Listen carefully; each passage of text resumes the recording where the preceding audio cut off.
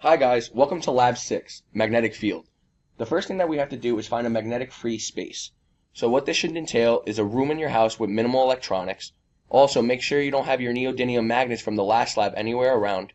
And try to work on a wooden table or any table that's just non-metal and minimal with screws, because any metal will affect the magnetic field calculations. So the first thing we're going to do is calibrate the magnetic field for the IO lab. So what we're going to do is we're going to go to the Settings, Calibration, and the gyroscope, magnetic field, and accelerometer. And all we're going to do is just follow the directions that is shown on the screen. So the first thing that we're going to do is set the device up on the x-axis and wait 2 seconds. So this is the first one, the alignment of the x-axis. Wait 2 seconds, and now we're going to move on. Now we're just rotating the IOLab device, and again we're going to wait 2 seconds. The next one, we're going to set up the IOLab device on the y-axis, just as shown. Wait 2 seconds. Now we're going to flip the IOLab device, and again, this is going to be a calibration for the y-axis.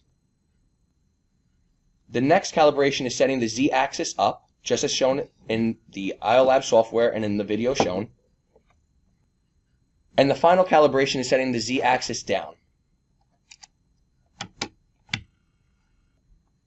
That is all the calibrations that is needed for the IOLab device. What we're going to have to do now is just hit save, so it saves the calibration for the room that we are working in, as different places will have different magnetic field effects on the IOLab.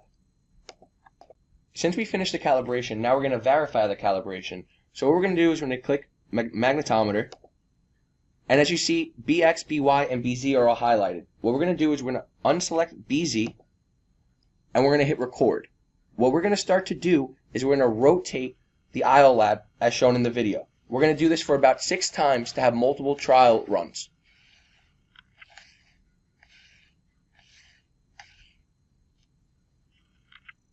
Now we're going to stop the recording, right? And we're going to have the graph as shown below.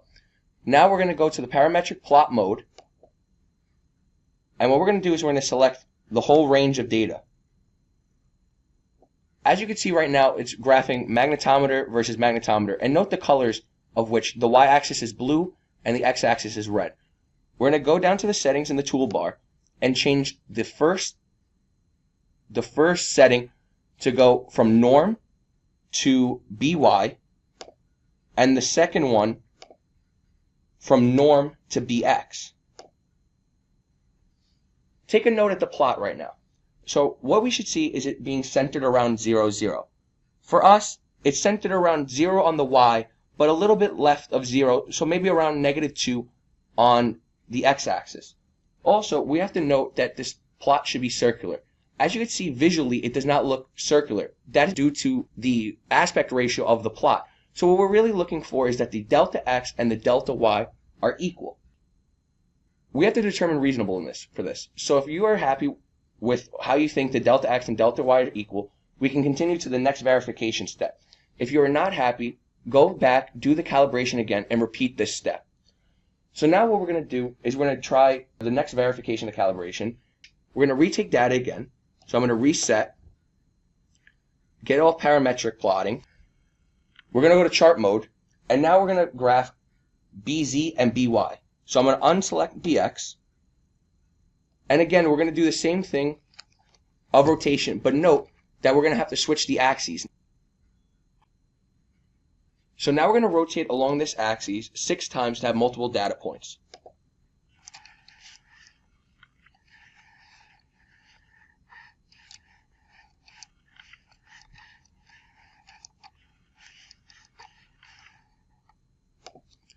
We're going to do the same analysis that we did on the previous verification. So again, we're going to go to the parametric plot mode, and we're going to select all data from that trial. So as you see, just as the previous, we have a straight line. So what we have to do is we're going to have to change the axes. So on the x-axis, we're going to choose BY, and on the y-axis, we're going to choose BZ.